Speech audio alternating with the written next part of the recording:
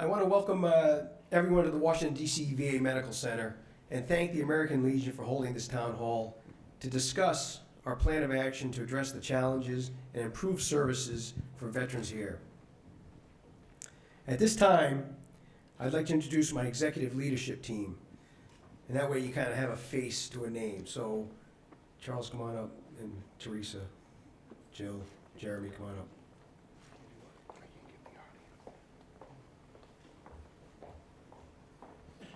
So on my immediate left, Dr. Charles Fazelis, my Chief of Staff, also known as my top doc.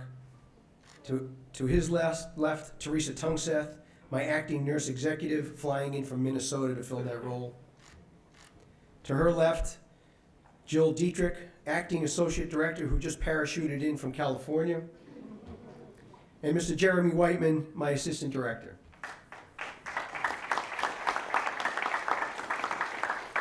So my team's here to help field questions that you may have as a result to your health care at this facility. So, all right, you guys can beat it. Let me begin by giving you a little background on myself. Some of you may be wondering why a helicopter pilot would be running a healthcare facility. But as a retired U.S. Army colonel, having served 30 years in the service of our nation, I've led numerous medical units worldwide, both at the tactical level and at the hospital level. In fact, one of your more highly decorated American Legion members, Medal of Honor recipient Major General Patrick Brady, and I have something in common. We both commanded the storied 54th Air Ambulance Company, also known as Dust Off. As a Dust Off pilot in both combat and peacetime, I've witnessed firsthand the great sacrifices our veterans make for this country. As acting medical center director, my top priority is the safety and well-being of the veterans who we are privileged and honored to serve. I wanted to review a few facts about the actions that Secretary Shulkin and his team have taken to date to address the issues at the DC VA Medical Center. I think it's important to remember, and this is a key point, it was the VA management that asked the Inspector General to investigate the DC VA Medical Center in the first place earlier this year. So let me repeat that. It was VA management that asked the Inspector General to investigate this facility earlier this year. In January, the regional leadership at Veterans Integrated Service Network 5 received information about possible ongoing problems at the DC VA Medical Center and immediately requested a quality control review. On March 21st, the quality control review was completed and the VA regional office, known as VISN 5, contacted the VA Office of Inspector General, OIG, and requested that they send a team to investigate the reports. Once the Inspector General issued the interim report as a result of the regional office's request, Secretary Shulkin immediately and publicly addressed the concerns raised by the interim report. Within 1 hour of receiving the interim VAIG report on the 12th of April, the Secretary personally relieved the former medical center director from his position, and he's been temporarily assigned to administrative duties. Within 24 hours of receiving the report, Secretary Shulkin took 2 additional steps personally. He visited this facility and held a press conference updating the public on the steps being taken and took questions from reporters on the issues. He appointed me from his headquarters team that same day to lead the DC VA Medical Center through this crisis and to immediately address the issues outlined by the Inspector General report. In the next 48 hours, Secretary Shulkin dispatched the VA Acting Undersecretary for Health and other VHA leadership to support me and ensure a plan was in place to immediately resolve supply chain or other issues that could put veterans at risk. It's further important to note that we are holding leadership accountable wherever appropriate. In addition to removing the former medical center director, 3 DCVA Medical Center employees with responsibility for acquisition, storage, and distribution of inventory have received proposed removals. VA is conducting a swift and comprehensive review into these initial findings. It's important to note a few additional key facts. No patients have been harmed according to all the information that we have to date. No patients have been harmed.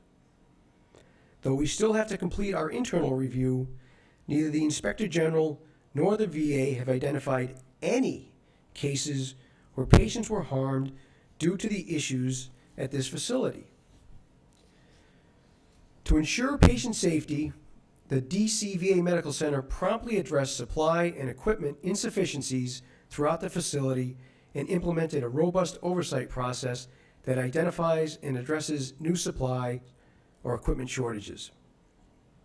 An inventory management system called the Generic Inventory Package, also known as the GIP, has been built and is operational as of today. The DCVA Medical Center has identified and addressed all issues regarding the cleanliness of supply areas, and negotiations are underway to extend the current lease on the supplies of our remote warehouse. Processes are now in place to ensure that providers have the appropriate supplies they need to treat our patients safely and effectively. The VA has already generated a list of medical equipment and supplies that were recalled during the last 12 months and are currently validating those recalled items during the last 12 months, and we're ensuring that none of those items are in our stocks, and they are not. That list has been exhausted. We don't have any recalled items in stock. My highest priority since taking on the role of acting director was and remains ensuring the safety of our veterans. As a member of leadership, I personally make daily rounds to ensure the medical center is as clean, safe, and professional as possible. I spent time listening to veterans, employees, veteran service organizations, members of Congress, and community partners. Their insights are invaluable and will help chart our path moving forward. I believe in total transparency. We've got some issues that we need to fix. That's not a secret. That's why I'm here to fix those issues. With open and honest conversations about how we can make the DCVA Medical Center better, we will continue to care for those who have borne the battle and embody the very best of our country. This is a new VA, and we'll be holding ourselves to the highest of standards. Our veterans deserve our absolute best. Again, I want to thank the American Legion for hosting the town hall this evening and giving me the opportunity to hear veterans' concerns. I want to thank you very much. What I want to do right now is start by first telling you a little bit about how important this town hall meeting is, not only to the American Legion, but also to the Department of Veterans Affairs. We never see a turnout of leadership at our town halls like we have this evening. We commonly have the medical center director and maybe the chief physician, maybe someone from the business office, but I can see here that we've got a lot of lab coats in the audience. I'm assuming that you have alphabets behind your name. We have a lot of folks here from VA Central Office. This is your medical center. This is the National Capital's Medical Center. This should be the shining star on the hill. This should be the medical center where congressional leaders, if they want to see what VA healthcare is like, this is where they come. And that's what we want this medical center to look like. Good evening. I really want to thank you guys for coming out. It's just an honor to be here and to see so many faces and to see people who care enough about this medical facility and care enough about veterans to take your time out this evening and come in and talk to us, to share your issues, your views, your compliments, your concerns. A few little housekeeping things. We're all here because we care. And we're all here because a lot of you have something that you want to say, and that's why we're holding this town hall meeting. We want you to have the opportunity to talk about what it is that concerns you, what it is that, makes you feel good when you come here. This is your medical center.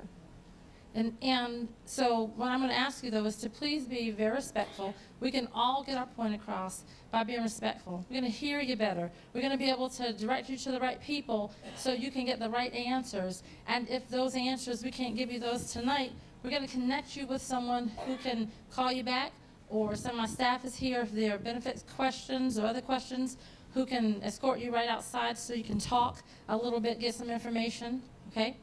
Do we have any congressional staff here? Will you please stand and then introduce yourselves, please? Good evening, everyone. My name is Austin Morris. I am the Veterans Caseworker in United States Senator Chris Van Hollen's office in Maryland.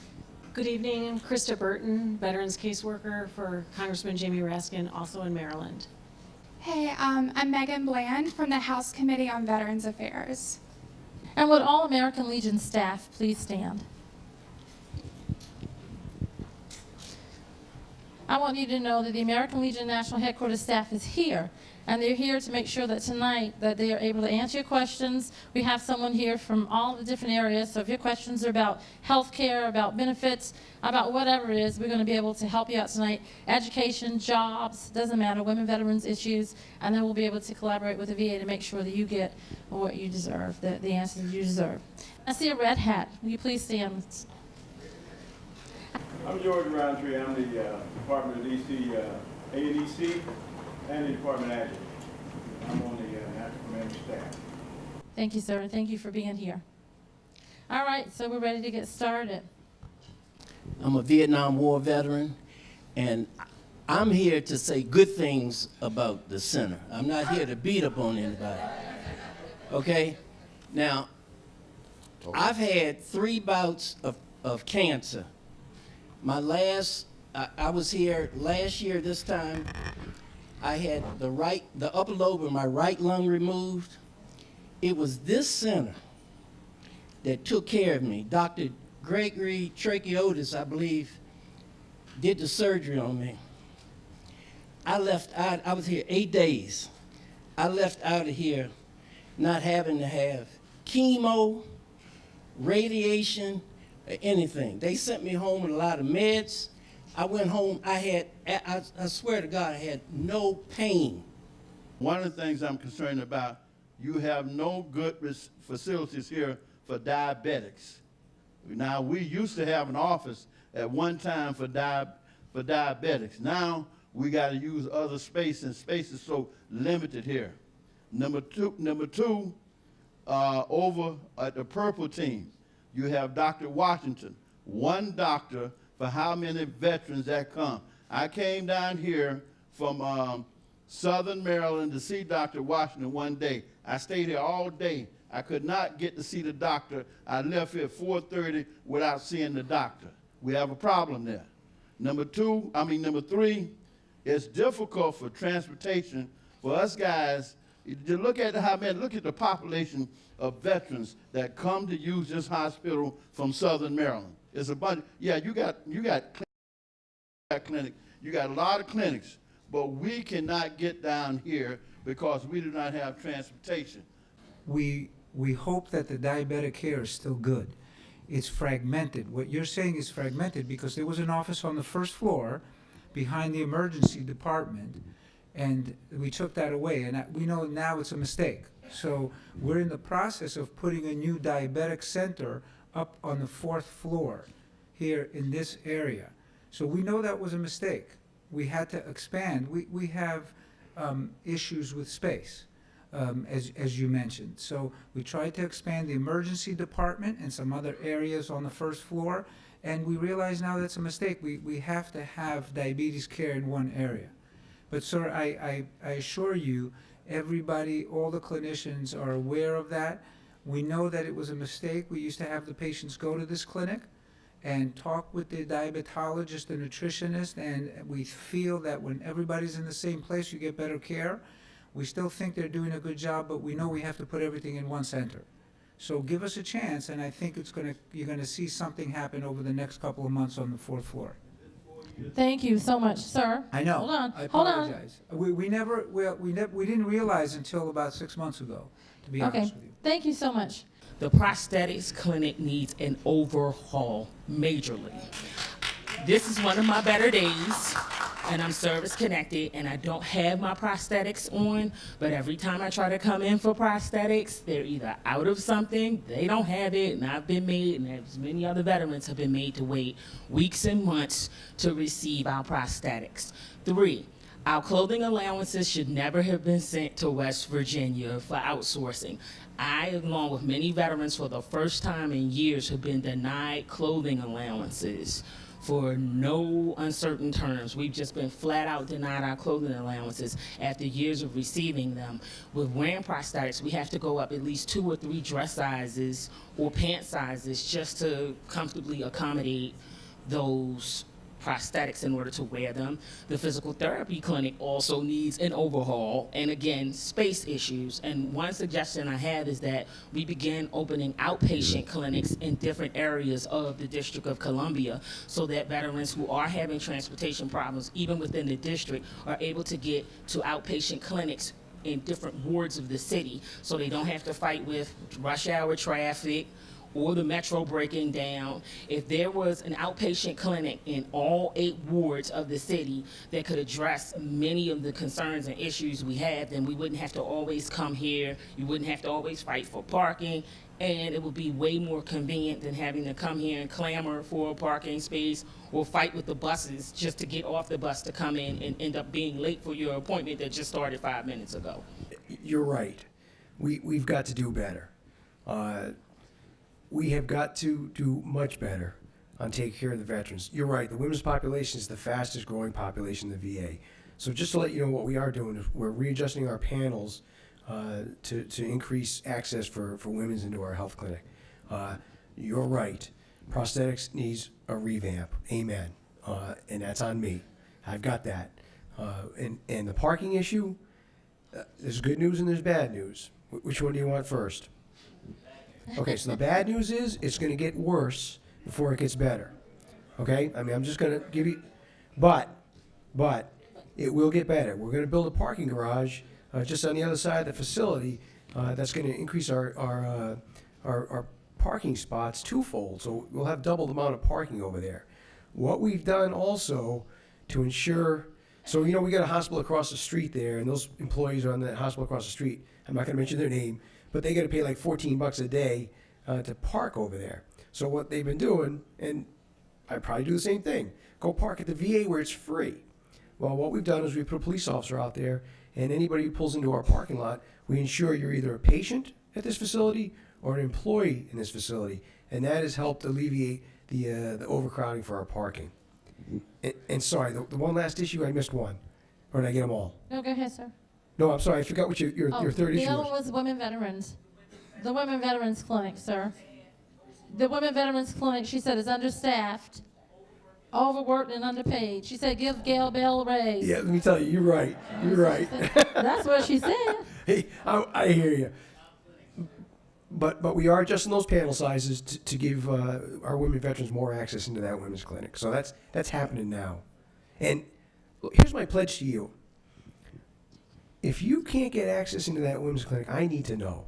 And I mean that you go into my executive suite and say, Mr. Connell said I could come see him personally, and they'll let you in. If they don't, I'm going to have a talk with them, okay? Because I need to know if there's a problem. That's my pledge to you. Does that sound fair? Vietnam veteran, past commander, American Legion Post 8, past department commander, DC. I want to address outpatient care and specifically the diabetes clinic. It just so happened that a couple of weeks ago when the IG report first came out, Jackie Benson, who's sitting right down there, came down to Post 8 and wanted to interview somebody who had services, and they referred her to me. So I stated there that the outpatient services were great. I've been involved with the VA since 2007. And I participated in various programs. In fact, today I was in music therapy. But recently, I have type 2 diabetes diagnosed back in 2005. But recently, my counts were very high, and so my doctor immediately referred me to the diabetes clinic. It used to be behind the emergency room, but I guess this may be a temporary location. It's down, well, I go to the yellow clinic. It's on the first floor further down behind the yellow clinic. And I've received magnificent service, follow-up, and that's just exemplary of the outpatient care. I mean, my doctor got angry with me because of my counts, and I know it was because of my diet, but they're monitoring, they've changed my medication, and like I said, I've had 2 appointments at the clinic, and they follow up. So this may be a temporary location, but it is there, and I've received great service. I'm the guy that you don't want to see here tonight because I have been writing letters about this facility since 2009 and have a stack about 2 feet high. I've written to the White House, the Secretary's office, this medical center director's department. I have written to my congressmen, senators about problems I've seen here since 2009. To date, I received 2 form letters back. When I scheduled an appointment at this facility to talk to the medical center director, I was given a 3-month wait time for a 15-minute phone interview that was canceled on that day. So I don't have very many good things to say about this facility. The problems here are systemic, and the problem is that these facilities here, you have a culture that has to be changed. This isn't about changing this or moving this person. You have a culture here that has changed. Now, why do I know this so clearly now? I spent the whole day yesterday in the emergency room here. I have several conditions that I have to get treated. Now, the problem is I have got VA choice on 3 conditions. Now I go outside for that treatment, and I really see the problems here. When I go to a regular facility like Shady Grove Hospital or Suburban Hospital or certain physicians in the area, I'm treated like a human being. Mr. Stott, would you like to come in and how about this? Do you need some water? You don't get that here.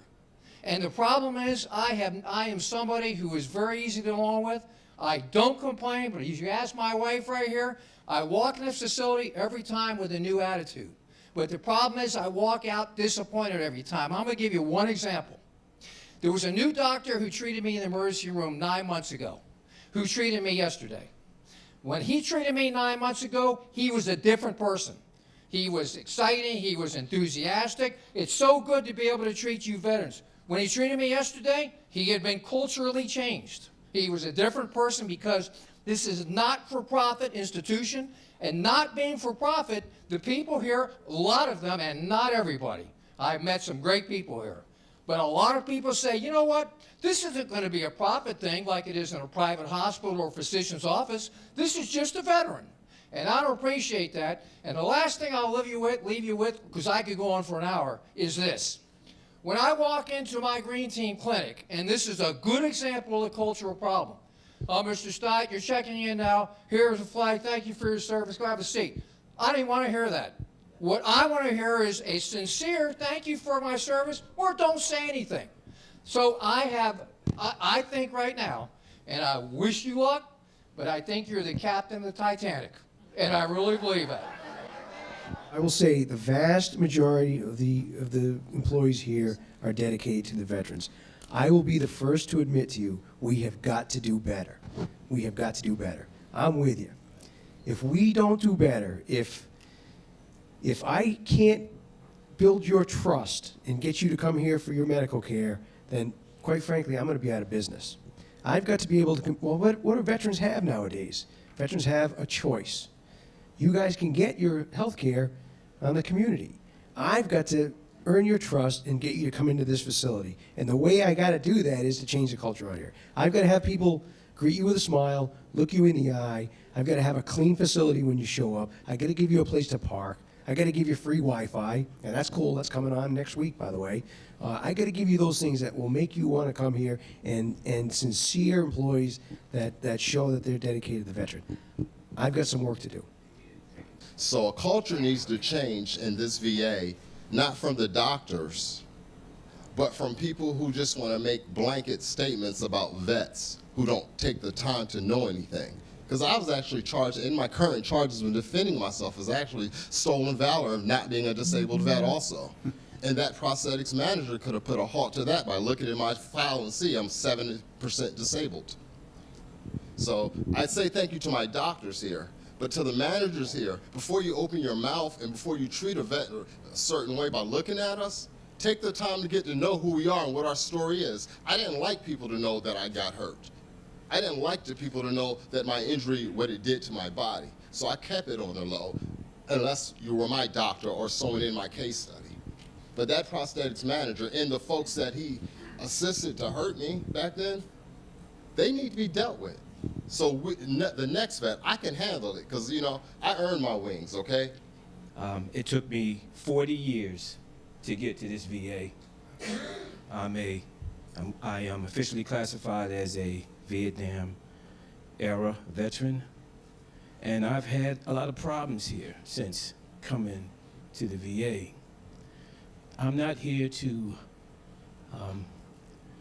in any way minimize the problems that we have here, and I have experienced them. But I've also had some bright moments, and the one time I spoke about that, a bright moment here at the VA, the very words I used were given back to me and used to deny me benefits. So I'm very hesitant to say something good about the VA right now, but I have had some help here. I suffer from PTSD, and I did not even know what that was 24 months ago. But I realized after 17 months of therapy here and medication and doctors who care, and it took me a while to get to the right staff. I went through a couple of different staffs here until I found one that worked with me, and that was Dr. Holder Perkins and his staff at Trauma Services here. So now, 17 months later, I haven't gotten better, but VA has put me in front of resources that enable me to be a veteran citizen with hope that I can have a life. No, I'm sorry. I'm a little upset and I'm a little angry, okay? I came here in 2008, reluctantly. In 2010, I had an accident. I tore my quadricep tendon. I came here for surgery on Saturday when I tore on a Saturday night at about 11 o'clock. From 11 o'clock, I was told that they were going to perform surgery on me in the morning. I'm diabetic also. I take 63 units of insulin. From 11 o'clock in the evening, and I had nothing to eat till 9 o'clock Sunday morning, I was released. They said, well, you have to come back for a consult with orthopedics, the orthopedic department. They slapped a cast on my leg that Sunday morning, sent me home with some painkillers. I said, okay, that's the way you do things. Came back when I got a call that they had a consult for me in orthopedics on Monday. They said, we'll try to schedule a surgery date for you as soon as we can. I got a call Monday night that they had a schedule for me for Tuesday. I came in Tuesday. Wednesday morning, they did the surgery. They said, when you can walk back and forth in the hallway and walk up the stairs with your crutch, we'll release you. At the time before I was released, I was experiencing shortness of breath when I went down those halls. I was experiencing shortness of breath when I just got out of the bed trying to walk to the bathroom with a crutch. My blood pressure was high, or excuse me, my pulse was high, pulse rate was high. All of this was being monitored by the professionals in this clinic. I did not know at the time that those were the signs for blood clots. I had blood clots in my lungs. I was released on that Friday, went home, passed out on the floor, came back to the hospital that morning, found out that I had a 50% chance of making it. This is after the surgery. Any other hospital in the country, when they do orthopedic surgery on your knee, everyone I spoke to, you're going to get blood thinners. And in addition to getting blood thinners, I'm a diabetic. I was not given anything for infections. I got infections when I came back here, had severe infections, and I had to take blood thinners, Lovenox or whatever that stuff is, sticking it in my gut for almost a year, 6 months to a year, and had bruises and belts all over my belly. I was not a happy camper. 3 weeks after the surgery, after I got out of the hospital the second time, I had an incident that happened to me on the metro station where I popped the tendon again. It was partially torn again. What do? I come back to the hospital. I go to the emergency room. The emergency room lady, a doctor, looks at me and says, "I can't find anything wrong." And I explained to her everything that happened. She said, "Well, come back and see your orthopedic surgeon, Dr. Bonnie Sotter." I came back 2 days later to see when I could get into his office to see Dr. Bonnie Sotter, chief of orthopedics. And he looked at my leg and said, "Well, I don't see anything wrong. We can't do anything for you for a year." Now, why I'm particularly incensed at this is I took his word for it again, although I had a bad feeling about the whole thing, because I was not given blood thinners the first time around, had infections, and had a blood clot in my lung. Dr. Sotter sent me to an outside clinic. I asked to go to an outside clinic, Dr. Robert Nerschel's office. They looked at my leg and said, "Well, the problem is that there isn't a whole lot we can do because this should have been addressed within 7 to 14 days because the attachment, where you're looking for the attachment, it atrophies or begins to atrophize after 14 days, and there's nothing we can do." The issue I'm having is, right now my father is 88 years old, okay? He had a collapsed lung, he's going through COPD, a bunch of his issues. I'm having to come down to VA quite often with him for emergencies, which I'm going to tell you, I personally, I'm thankful for VA, I'm thankful for the care. By majority, I mean, no matter what hospital you go to, you're going to have tweaks. You have little problems, that's just life. But in majority, I've had good health care here. But the problem we're having is when he has an emergency situation, I have to drive from my house to his house to pick him up because the ambulance will not take him to VA. This happened one time before. They took him to the local hospital. He got hit with a big bill. Then he had to go through all the process of trying to get it paid, and he just paid it himself because it was just too much of a headache. So what's happening now is that I'm having to go to pick him up 15 minutes away, drive from his house, which is only 27 miles, takes me an hour and a half to get down here. So the whole trip is an hour and 45 or so in an emergency situation because the ambulance will not bring him here. So therefore, we're caught in this little legality of 35 miles or 40 miles away to be able to get this, to be outpatient to another hospital and not go through all the issues to try to get the payments changed up. And that's where I'm at right now. I'm still dealing with that. So I don't know what to do about it. My husband, John, is a 100% disabled veteran. And I just want to say to every veteran here tonight, my heart goes out to you, and so much appreciation goes to each and every one of you for serving this country, because I know as a spouse of being married for over 40 years that the general public, many times, they don't have the comprehension or understanding of what many veterans are going through in their lives, whether it's PTSD or medical issues of when they served our country. Anyway, I would like to just say this as well. My husband has been receiving services here since 2009. There have been several systemic issues, which I piggyback with the gentleman that was sitting here. The emergency room. While the waits are not as long, they are still long. The emergency room itself, broken machines, and this has gone on since 2009. I can understand that once in a while, there may be a bad moment where a machine breaks down and it gets pushed to the corner. However, if there are many broken machines in there on the visits we've had, of the machines that do work, which are vital machines in the emergency room, and they do happen to work, our last recent experience 4 months ago, the bell was going off. There was no attention from the medical staff in the emergency room. I had to go out and literally get someone from the desk, and they seemed to not care. It took a minute or so for somebody to get up from a desk to go check on my husband. Then when we got up to the room, our pet received better services at the veterinary office. The room was filthy.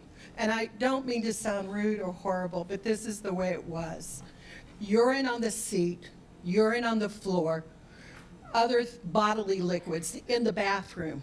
We took pictures in the room because I knew, and my husband knew, no one would believe our story. I was so upset, I went to the nurses' station. They didn't seem to care. I had to push the issue. Finally, a supervisor came up and from housekeeping, and he looked around and he says, I don't see anything wrong here.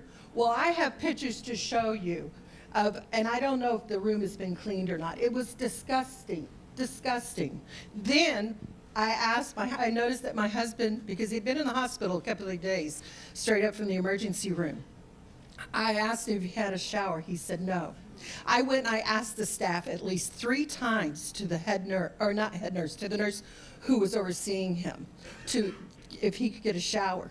The nurse came back and asked 3 times, sir, are you sure you want a shower? Sir, are you sure you want a shower? Sir, are you sure you want a shower? I said, yes, he wants a shower. So I brought this because I want to show what kind of bandage was put on the port of the IV port on my husband's arm. The nurse took a glove, and this is what he put over my husband's port on his arm. I mean, this is just unbelievable. You don't do this to veterans. Now, if that nurse put it on my husband's arm, how many other veterans got this kind of bandage? This is the kind of things y'all need to look at. And it is about service. It is about people caring. And I hope y'all are listening, and I hope that sheet goes around so that y'all do follow up. And I do appreciate it very much, and I wish my husband could be here tonight, but he couldn't. Over the years, I have utilized the VA system, and when the Phoenix issue was publicized, I could not understand the simple issue of not being able to get a same-day appointment. I have never had that problem.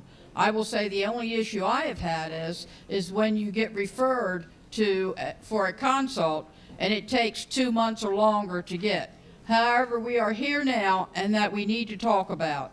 As I read the 10-page interim of the IG inspection report, which a lot of you should try to get because it'll explain a lot. As I read the 10-page interim report of April 12, 27, it details, plus the newspaper article which state imminent danger here at Washington VA Hospital. What can you tell us, as others in the tri-state area that are referred to this facility for major issues to include life-death surgery? Mentally, this is dangerous alone, with the physical issues that are to be addressed. Are there alternative locations that will be offered for care? Will the patient have the alternative option, or are we still going to have to come here? To finalize, I praise the confidentiality of complaint that was turned in of 3/21/2017 of the employee to this issue, but brings another question about the other employees who work here and their thoughts of the issues, and why have they not rung the bell? I not only question the other employees as a whole, but what about the Office of Inspector General, and what happened to their ongoing investigation and complaints from prior years? They should not have had to wait for another complaint to the OIG. They should have been following up on this on a regular basis. They should have picked it up on their own. And the other question is, will there be a report at this town hall meeting, and where can we expect to receive it? I commend the director. Did he leave? Okay. Where? Mr. Connell. I commend the director in his efforts and his pleasant smile that he carries routinely. However, it's going to take more than his pleasant smile to resolve the issues of work. Yeah, so to be clear, I don't believe the reports that veterans are in imminent danger. No, that's the headline. I don't know that that's what the IG report said. You're absolutely right. That probably was the headline. Amen. Look, so we are aggressively going after all the findings in the interim report. For example, they talked about supplies not being on hand. What I did when I first arrived here, because there was no supply system. They'd come off of an old, not an old system, but a system that didn't work.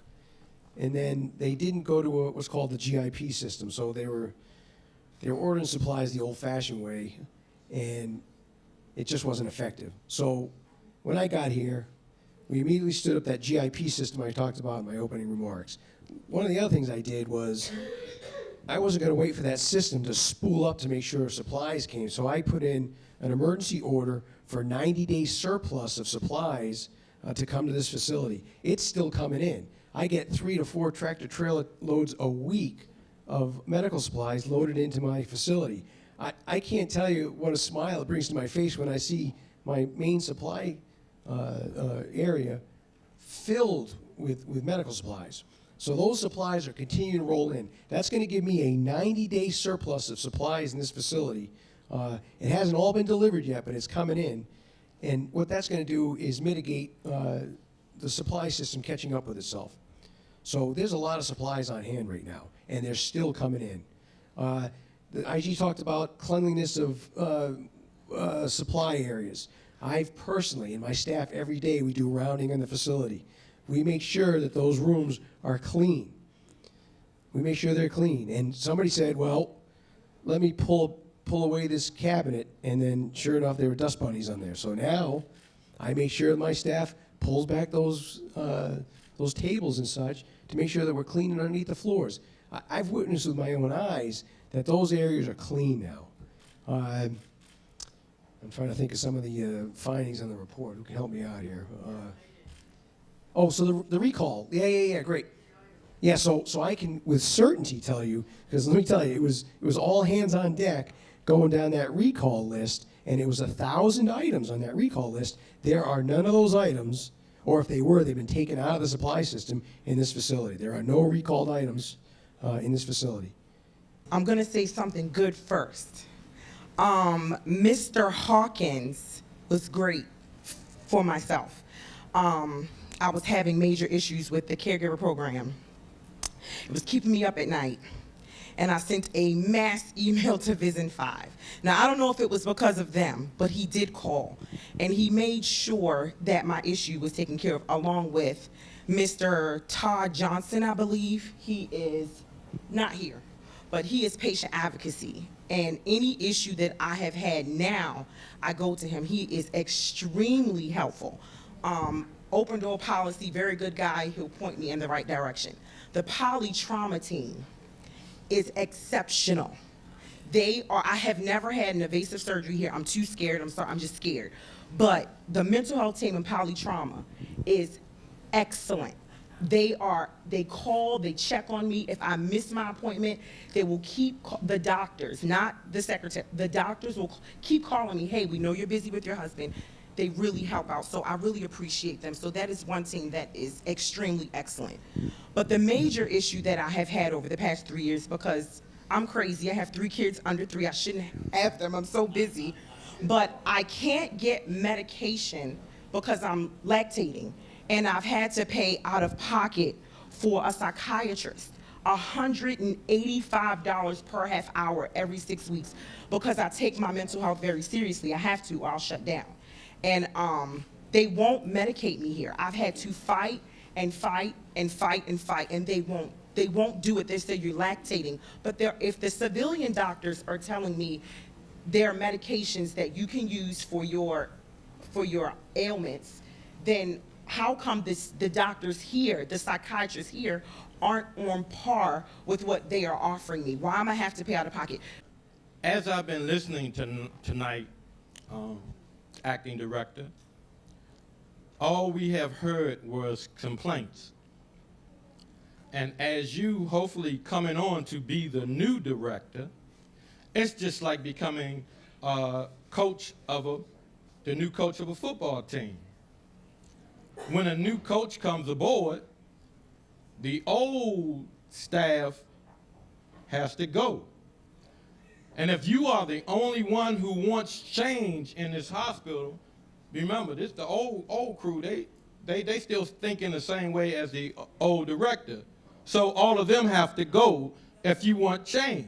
You can say whatever you want, but if they're not on board with you, yeah, they're gonna kiss your feet and whatever. But sooner or later, it's gonna go back to normal because their thinking has not changed. They're overworked, underpaid. First of all, we come in here, we disabled, they know how much money we're getting, so they angry at that. So what they do is, because they overworked and underpaid, they take it out on the veteran.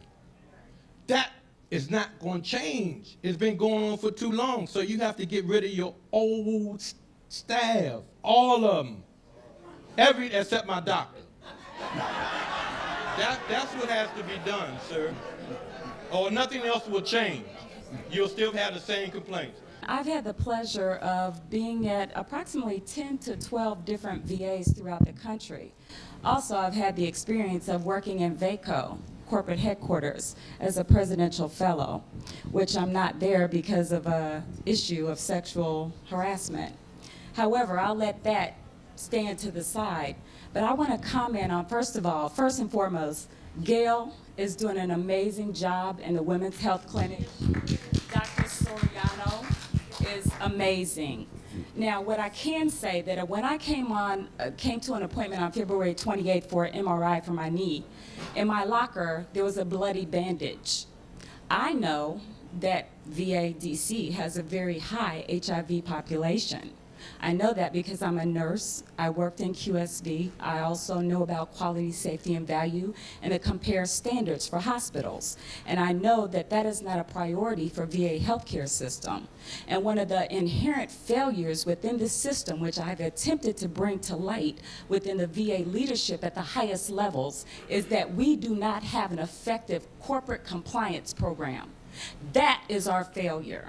We have doctors that are scared to say, afraid to do, and we need to have a different corporate culture, but it starts at the top. And I am willing, as a former nurse, a healthcare lawyer, and also a former presidential fellow, to work with Dr. Shulkin or anyone to help revise this system. As a user, I have lots of experience. And my best experiences have been at Minneapolis. And I've been at a lot of VA facilities, and I'm scared to have surgery. They told me I needed to have surgery here. I would not have surgery here. And that says a lot as a nurse, as a user, as a provider, and understanding healthcare compare scores and studies. Those studies need to be published so that everyone in this room can see how DCVA compares to all of the people across the street and down the street. I've seen my healthcare go from a 100% to minus 5,000 in the negative. I've gotten beat up by the police here in the PTSD clinic. I can't even go to the PTSD clinic because I'm scared. But you think they're going to help me? No. I can tell you that psych ward, anybody know anything about 3DEs? And if you're a female veteran, do not go there. You got to share the bathroom with the men. I've been complaining since 2011. I've had my own radio show talking about it. Now all of a sudden USA talking about it's been 6 months. That's a 6 month lie.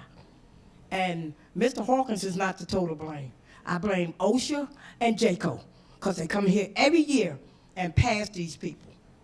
They know these conditions. I was in the ER Saturday. They still don't have no supplies, okay? So I don't know when you're gonna get to that supply issue, but they still don't have the supplies they need to handcuff veterans.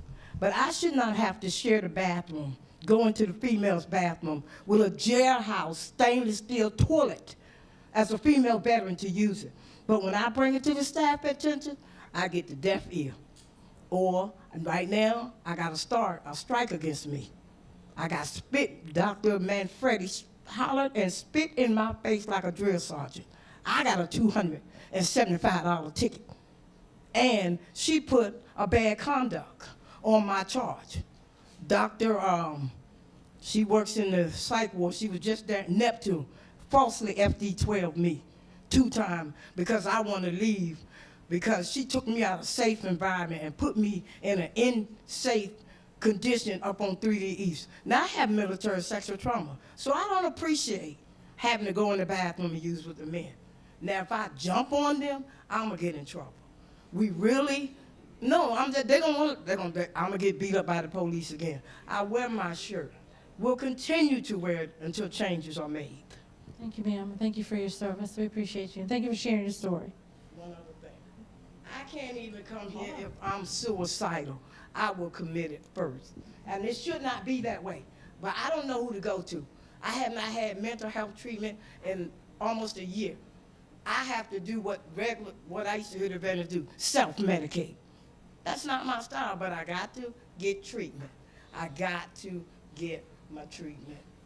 I'm a Vietnam veteran and a member of many, many veterans organizations. I've been a member of as many as 17 of them. But tonight, what I was sent here to do is to talk to you or anyone else here who can handle this question, to talk to you or anyone else in regard to the organization Veterans and Military Families for Progress.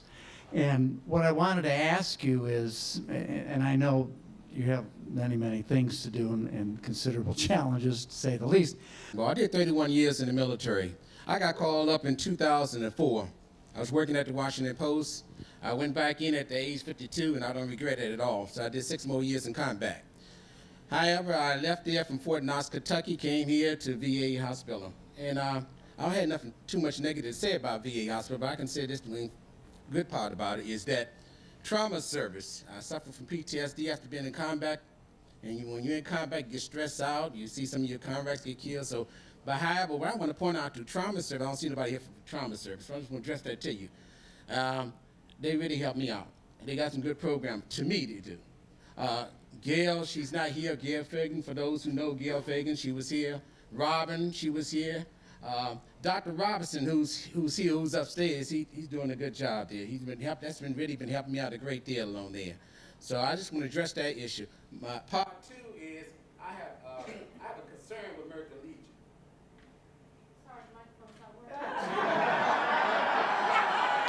So I'm also a veteran, post 9/11 veteran, and I have a two-part issue. The first issue I have is with the sleep study, the sleep clinic. I had a sleep study back in November. However, I was told I could not get the results or reading until June of this year, and that was back in November. I was told there was only one sleep doctor I could see to give me my results and go over the results of the sleep study.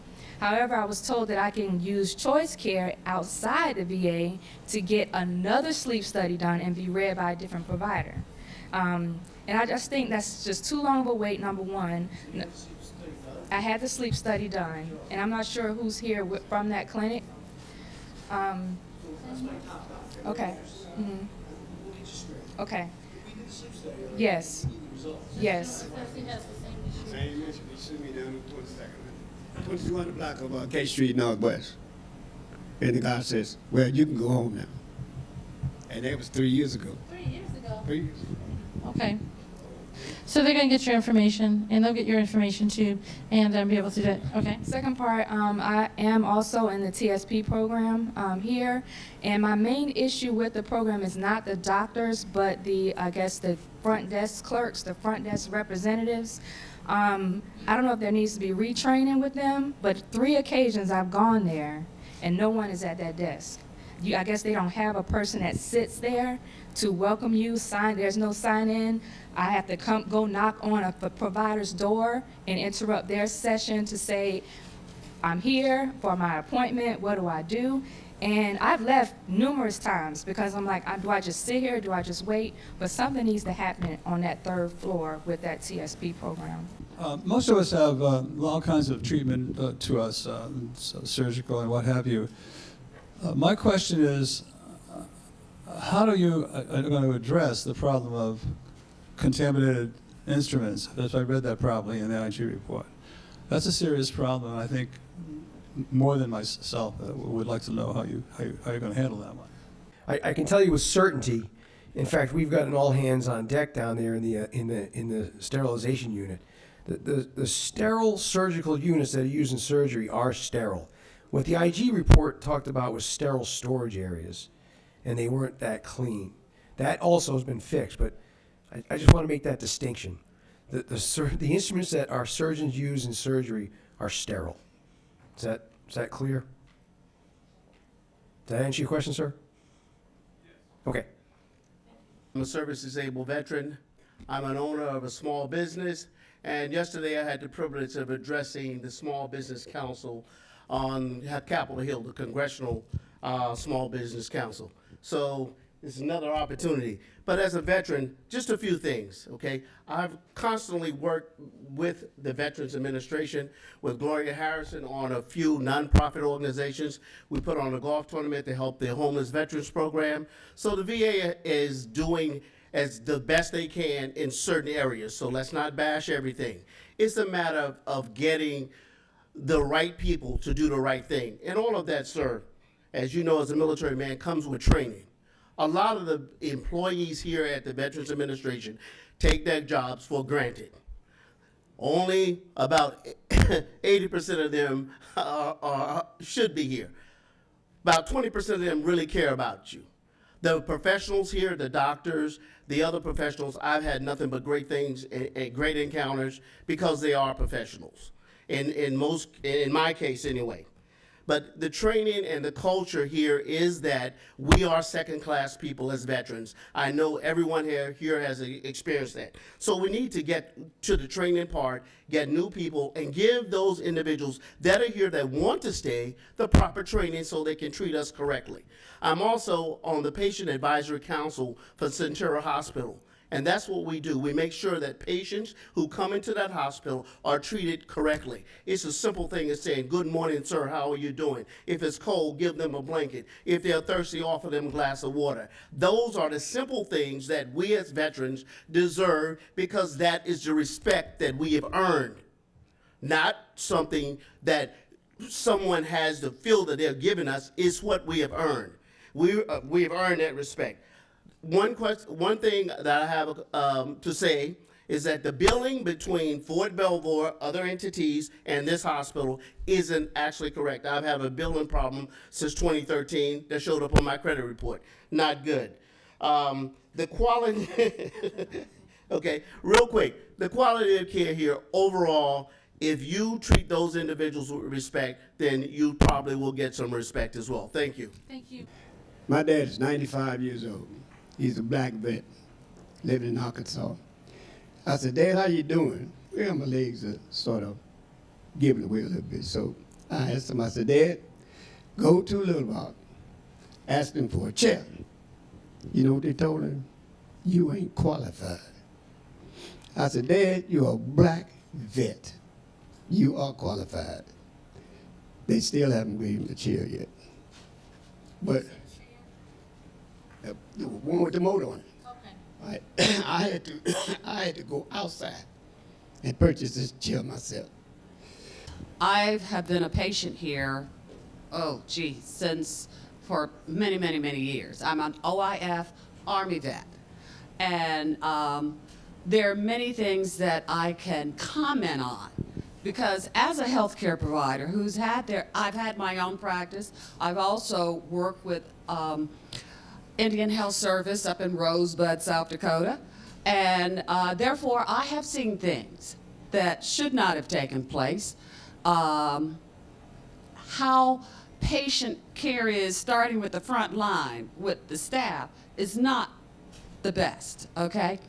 But my problem is, as a dentist who provided care for our troops over in Iraq, when I come back here and I go for dental care, I've been complaining of trying to get in. They've treated my complaint, but the thing is, I have problems with that. It's been about a year. I don't think a dentist should have to complain about dental care. As far as always, it seems as though another concern that I have is I don't always want to be pumped full of pills. I would prefer more holistic approach to care, okay? I would also like to request that you have a team of veterans that you can confer with to find out what's happening with these veterans all the time. Because coming here tonight, I'm hearing more and more issues that are going on. I'd like to be a part of that, okay? I am also one of the veterans that's working with this RS6 table that Dr. Robinson spoke of earlier. That has helped me so much because I've got a number of issues going on. My back, shoulder, and spine happens to be some of my biggest issues. And it has helped me get relief in the sense that my whole continence has changed because I didn't realize how much I've learned to deal with the pain even with medication. But working with him and his program, it has helped me so much. So I recommend everybody to sort of check out Dr. Robinson's table. I'm here to actually advocate for the vets and the staff here at the medical center. Provide my volunteer services not only for the administrators' services of mental health, but I also do it for the veterans here as well. And I'm here to actually promote the Mental Health Advisory Board to trickle back on what the doctor was saying about being a resource for veterans and staffs who bridge that gap and that stigma that we have against one another. And that's what we're here to provide, the medical affairs veteran centers. Painful and hurtful and harmful and everything, because I can start so much. I've been here since '93, and I have been an outpatient more than an inpatient, and they push me to different medications when that helps me.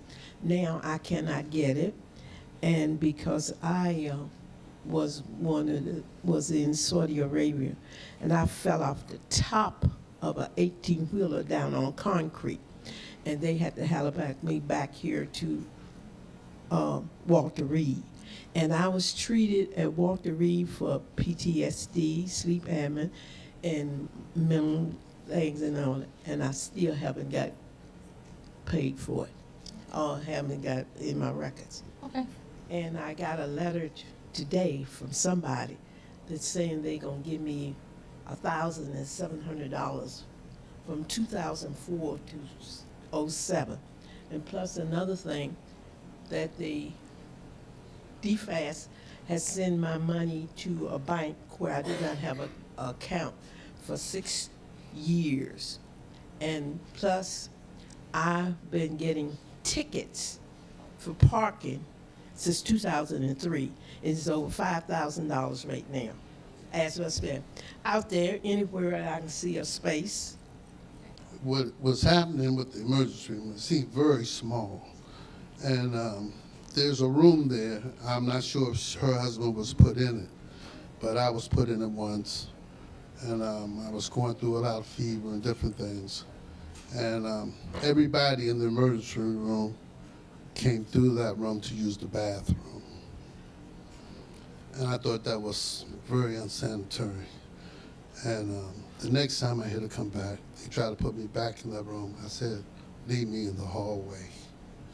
So I just wanted to, do that. Also, one of the nurses, a little dispute with her about some issue. Anyway, she ended up giving me because I was feeling real bad, and she put on these things for the machine to take my EKG, Well, now I found out why she left the stickers on my chest. It was like pulling my hair out when I took them off. Yeah, but there was also other ones she could have used that wouldn't have did that. Okay. Another thing I wanted to talk about, I think there's someone from the senator's office or, okay. This is a problem I've been having. I have a therapy dog. My doctor says he's part of my therapy. He's my best friend. Well, I had to move out of the apartment because I couldn't keep him there. Though I had a letter from my doctor, I had to get a lawyer to give me time to find a place. So I had to rent a house. So we have a yard. That cost me like $600 more a month. I went to the veterans to see if I could get assistance with the dog. They sort of laughed me off. They never heard of nothing like that. So I tried again the past year, and they said, well, I can go to prosthetics and get a paper, but they might assist me on the care of the dog as far as food or medication, you know, so that's helping. I didn't plan on speaking, but I've heard several people make comments that really disturbed me. And it was that they're overworked and underpaid. And I'm familiar with government pay scales. And our vets deserve people caring for them that love their job, love and respect the service that these veterans have given, who have laid their life on the line. And there are a lot of unemployed veterans. And I would say to anyone that's working in a VA facility, I've seen firsthand the rudeness when I've come with him to the appointments. I would say it's more the lower level frontline people than the physicians. But I would say to them, if you don't like your job, if you don't respect these veterans and want to care for them, you need to step away and let someone who really needs a job and wants to care for our veterans come in and take care of them. Thank you. Used to tell my staff in the Army was, if you don't have a passion for caring for our soldiers, sailors, and airmen, if you don't have a passion for doing this, then maybe you just need to look in the mirror and say, is this job right for me? And if it's not, and I'll tell the employees here the same thing, if you don't have a passion for this, then do something that you do have a passion for. I would hate for anybody to come to work hating their job every day. So I did go to the Disney Institute for Healthcare Excellence, and Disney had a great saying, and it was, we don't fire anyone, we just help people find happiness elsewhere. And I've lived by that motto. It's not about, God went bad enough. It's formerly company commander, and I've lost about 3 people, CLC, that used to command a long time ago. When I go visit the CLC, I look at things totally different from a lot of people as a company commander in the battalion S4. And the things I saw at CLC, if I was commander, I would shot everybody up there. Somebody needs to go to CLC unannounced and just look.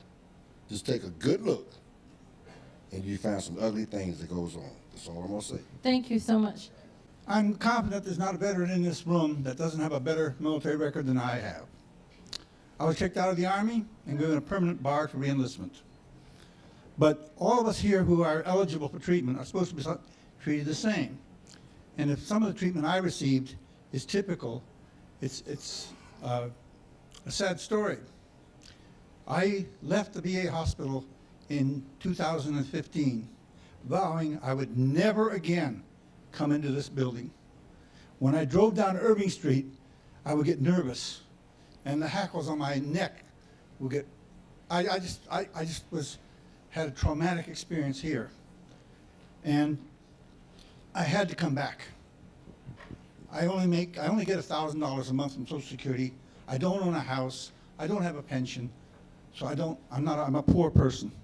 But I get free medical care here in this building, and I came back and I received some excellent care from wonderful people and also some that were not.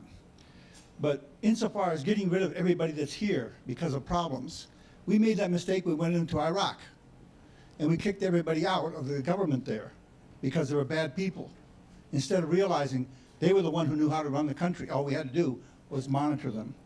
Frederick Deming once said that 90% of the time when someone doesn't do their job, it's because they didn't receive the right training, instruction, support, materials, tools. And if these people who work here got what they really deserve and need to do their job, they will feel good about what they're doing and they will do a good job.